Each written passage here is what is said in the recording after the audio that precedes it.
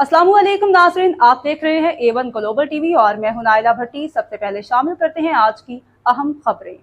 Inspector अल्लादीता और constable जहांसेब Khan का इंतकाल नमाज जनाजा पुलिस लाइन्स बिहाड़ी में सरकारी एजाज के साथ अदा कर दी गई। बिहाड़ी नमाज जनाजा में DPO बिहाड़ी मोहम्मद ईसा खान समेत पुलिस अफसरान और शहरियों ने शिरकत की। बिहाड़ी DPO इंचार्ज वेलफेयर को तमाम मराहत और वेलफेयर ग्रांट्स के केस जल्द अज जल्द मुकम्मल करने की हिदायत की।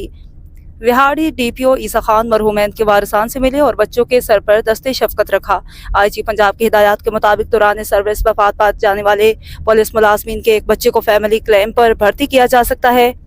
गम की इस घड़ी में हम आपके साथ हैं, किसी मौका पर तनहा नहीं छोड़ेंगे। मरहूम कांस्टेबल जहांसेब खान थाना टिब्बा सुल्तानपुर में बतौर सिक्योरिटी ऑफिसर ड्यूटी सर अंजाम दे रहे थे और सौगवारों में 2 बेटे 2 बेटियां और 1 बेवा छोड़ी है।